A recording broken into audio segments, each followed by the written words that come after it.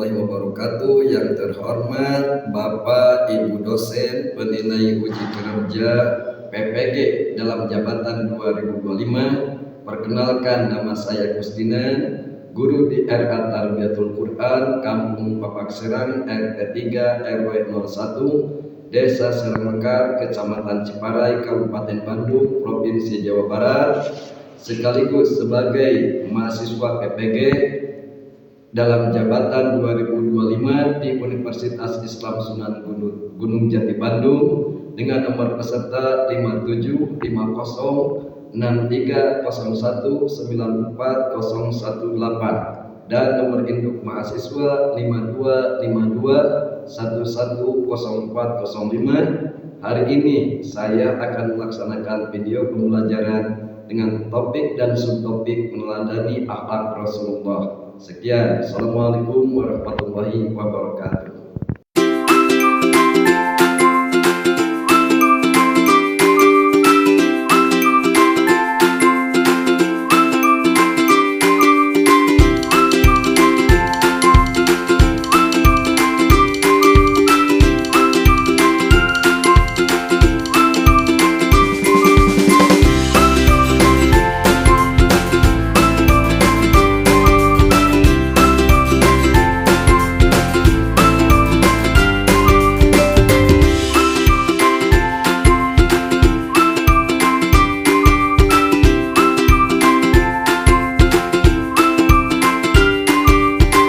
Assalamualaikum warahmatullahi wabarakatuh. Waalaikumsalam warahmatullahi wabarakatuh. Sehat semuanya anak-anak? Yuk kita berdoa bersama.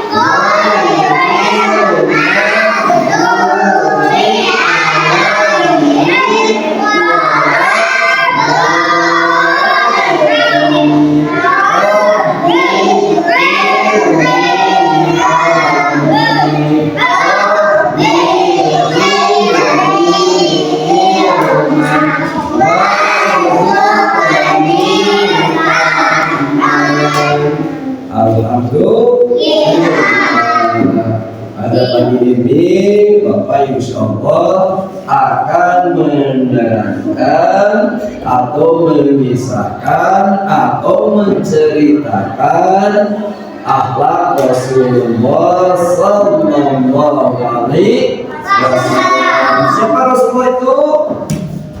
Siapa? Nggak tahu. Rasul itu Nabi Sallallahu Alaihi Wasallam. Siapa yang cinta Rasulullah? Siapa yang cinta Nabi Muhammad?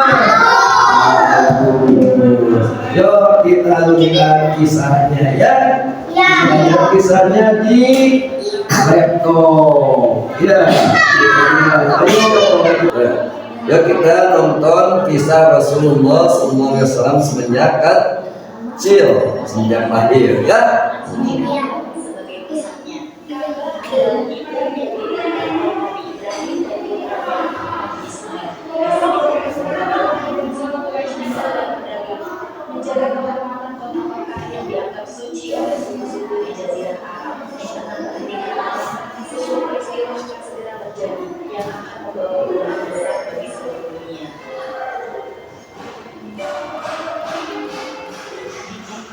Seorang pemuda tampak dari keluarga mulia bernama Abdullah. Anak dari Abdul Muthalib telah dewasa dan siap menikah. Abdul Muthalib yang sangat menyayangi Abdullah memilih seorang istri bernama Aminah. Aminah disebut sebagai suami istrinya. Anakku Abdullah, aku telah menemukan wanita baik dari keluarga terhormat untuk menjadi istri. Namanya Aminah. Apakah engkau setuju? Jika ayah menganggapnya baik, maka aku pun menerimanya dengan senang hati. Pernikahan Abdullah dan Aminah berlangsung meriah dihadiri keluarga besar Quraisy. Mereka berharap dari pernikahan ini akan lahir keturunan yang membawa kebaikan bagi suku Quraisy. Beberapa bulan setelah pernikahan, Aminah mengandung anak pertama mereka, yang kelak akan menjadi cahaya bagi umat manusia. Tak lama setelah Aminah mengandung, Abdullah pamit untuk berdagang ke negeri Syam. Ia meninggalkan istrinya dengan penuh harapan dan janji akan segera kembali. Wahai Aminah, aku akan kembali dengan membawa rezeki untuk kita dan anak kita kelak. Hati-hati di jalan, suamiku. Aku akan menunggumu dengan penuh doa. Namun, perjalanan dagang ke Syam tersebut menjadi perjalanan terakhir Abdullah. Dalam perjalanan pulang, Abdullah jatuh sakit dan terpaksa tinggal di Yathrib, sekarang Madinah. Takdir Allah pun menetapkan Abdullah meninggal dunia di sana sebelum sempat melihat kelahiran anaknya. Berita wafatnya Abdullah sampai ke Mekah. Aminah terkejut, tangannya gemetar mendengar kabar duka ini. Ia menyadari bahwa anak yang ada dalam kandungannya kini menjadi satu-satunya kenangan dari suaminya. Anakku, meskipun ayahmu telah tiada, aku akan menjaga dan merawatmu dengan sepenuh hati. Semoga engkau tumbuh menjadi anak yang kuat dan penuh kebaikan seperti ayahmu. Di bulan-bulan terakhir kehamilan Aminah, beberapa tanda ajaib mulai terlihat di sekitarnya. Suatu malam, Aminah bermimpi seolah melihat cahaya yang sangat terang memancar dari tubuhnya dan menyinari seluruh dunia. Ia juga sering merasa tenang dan damai, seolah ada rahmat yang melindunginya. Ya Allah, apakah semua ini tanda-tanda darimu? Apakah anak ini akan membawa kebaikan bagi banyak orang? Di saat kehamilan Aminah semakin mendekati kelahiran, peristiwa besar terjadi di Mekah. Seorang raja dari Yaman bernama Abraha datang dengan pasukan gajah untuk menghancurkan Ka'bah. Ia merasa iri dengan kemuliaan Ka'bah sebagai tempat ibadah yang didatangi banyak orang dari berbagai penjuru. Sedangkan bangunan ibadahnya di Yaman tidak ramai dikunjungi. Ka'bah di Mekah itulah yang menarik perhatian orang-orang. Aku akan menghancurkannya hingga tak ada lagi yang berziarah ke sana. Abraham memimpin pasukan besar, membawa gajah-gajah raksasa untuk menghancurkan Ka'bah. Penduduk Mekah merasa ketakutan dan tak mampu melawan pasukan sebesar itu. Kakek Nabi Muhammad, Abdul Muthalib, adalah pemimpin suku Quraisy. Dia pergi ke Ka'bah untuk berdoa kepada Allah, menyerahkan Ka'bah kepadanya, karena ia tahu hanya Allah yang mampu melindunginya. Ya Allah, kami tak memiliki kekuatan melawan mereka. Kami serahkan Ka'bah ini padamu. Engkaulah pemilik sejati tempat suci ini. Saat pasukan Abraham mulai mendekati Mekah, tiba-tiba langit dipenuhi burung-burung kecil yang bernama burung ababil. Setiap burung air dibakar dengan panas yang luar biasa. Batu-batu itu dilemparkan ke pasukan Abraham, dan setiap kali batu itu mengenai mereka, tubuh mereka terbakar dan hancur seketika. Abraham dan pasukannya dihancurkan oleh tentara ababil hingga tak tersisa. Ka'bah selamat karena batu yang tersentuh, dan penduduk Mekah terkejut sekaligus kagum akan kekuasaan Allah yang melindungi rumahnya. Beberapa waktu setelah peristiwa luar biasa itu, tanggal 12 Rabiul Awal, Aminah melahirkan putranya di tengah malam yang penuh keberkahan.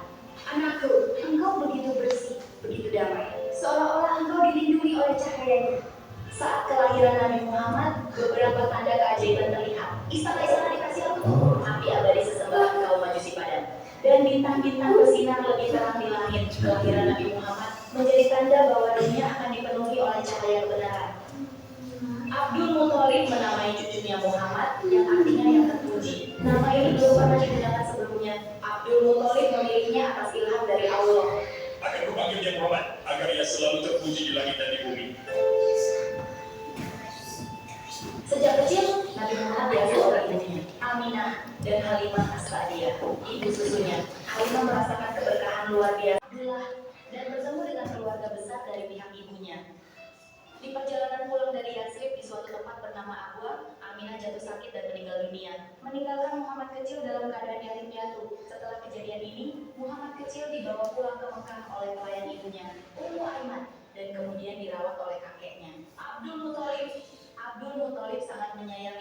dan memberikan perhatian penuh kepadanya. Namun ketika Muhammad berusia 8 tahun, kakeknya juga meninggal dunia. Setelah itu, tanggung jawab merawat Muhammad jatuh kepada pamannya, Abu Thalib, yang merawatnya dengan penuh kasih sayang dan menjaga beliau seperti anaknya sendiri. Di bawah asuhan pamannya, Abu Thalib, Muhammad tumbuh menjadi pemuda yang jujur dan terpercaya. Ya, sini dulu ya. Nanti disambung ya. Ya, kembali ke bangkunya masing-masing. Susun nama Muhammad ya. Ya udah dikasih. Ayo. Susun nama Muhammad. Susun dulu ya. Susun nama Muhammad dulu. Ya, harus kalau susun nama Muhammad, kalian mewarnai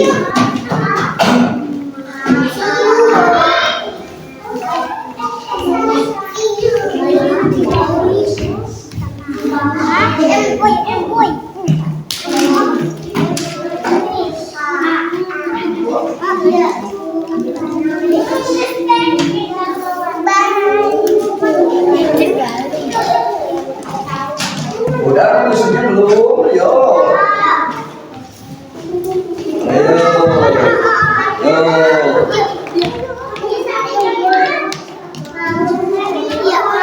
Iya, terus.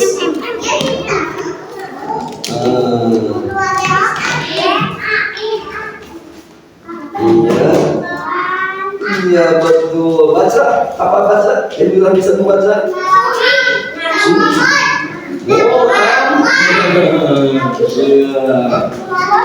Oh, Bapak lihat anak perempuan, kita beres betul sekali. Masya Allah, pintar ya kalian semua. Masya Allah.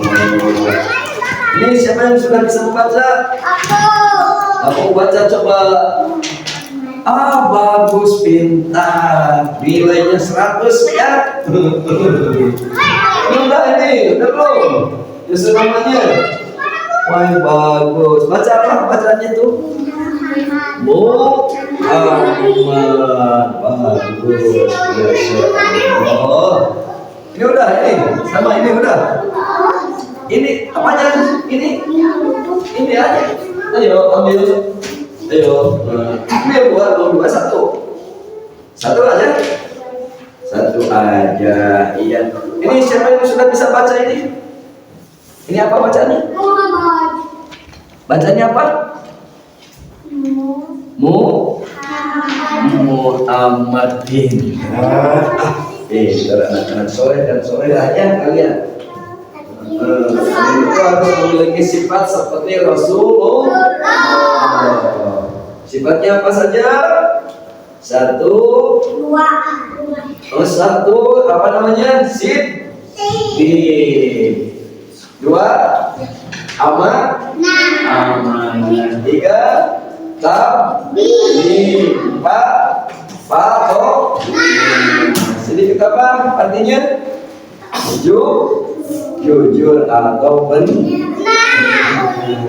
Kalian harus berkata jujur, jangan berbohong ya. Jangan berbohong, karena bohong itu dosa.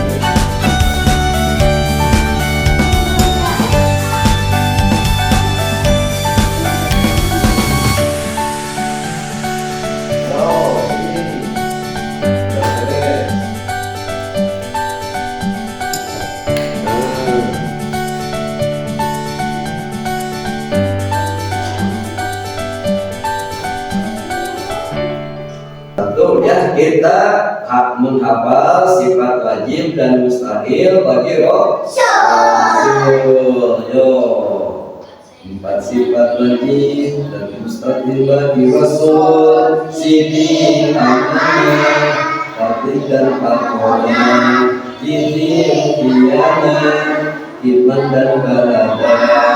Sidik itu benar, amanah dipercaya, tapi menyampaikan amanah itu cerdas. Tapi menyampaikan amanah itu cerdas. Hidup itu bohong, khianat itu ingkar, iman menyembunyikan, balada itu bohong. Iman menyembunyikan, balada itu bohong.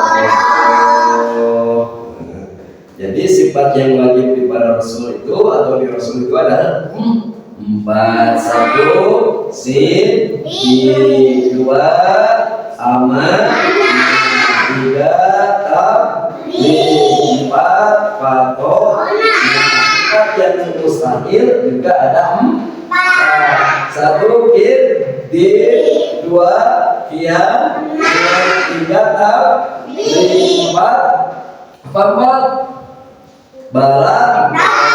Itu juga benar. Sidik itu apa artinya? Jujur atau benar. Ya. Kedua, amanah, artinya dipercaya. Ketiga, tabligh, menyampaikan. Apa? Menyampaikan wahyu dari Allah. Karena itu cerdas atau pintar. Jadi mustahil Rasul bersifat apa? Kidib, bohong. Siapa yang suka berbohong? Anak-anak suka berbohong nggak? Ya, alhamdulillah, anak baik. Kedua, khianat itu ingkar, ya, ingkar. Manusia tidak boleh ingkar, tapi banyak yang ingkar. Iman menyembunyikan, ya. Balada itu bohong. Jadi kita Rasulullah itu tidak mempunyai sifat bohong. Yang bodoh itu kita, ya, manusia biasa suka ada sifat bohong. Alhamdulillah, kita sudah selesai mendapatkan sifat wajib bagi Rasul dan yang mustahil. Bapak mau bertanya nih, kalau kita Nabi kita itu Nabi Muhammad ya, bapaknya siapa? Bapak Nabi Muhammad? Abdullah bin ibunya siapa ibunya? Aminah Siti kakeknya. Oh, kakeknya tidak tahu ya. Abdul Thalib. Pamannya Abu Thalib. Alhamdulillah, ya, kalian sudah hafal, sudah pintar. Dari Bapak mungkin kita selesai ini berdoa dulu, duduk yang rapi. Kita berdoa untuk pulang. Anak-anak, kita sudah belajar apa tadi?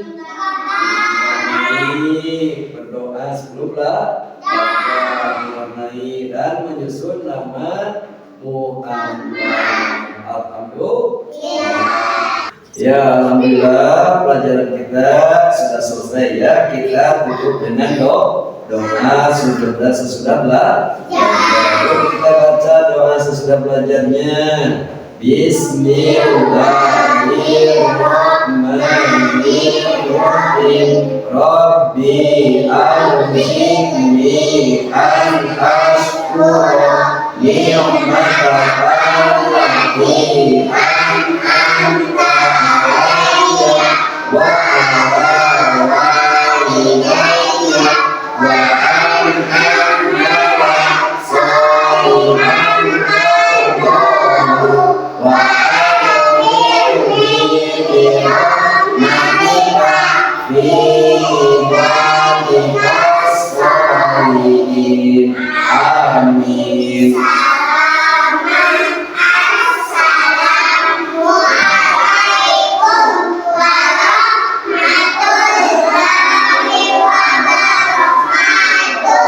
Waalaikumsalam Yesus. Sekian dari Bapak ya.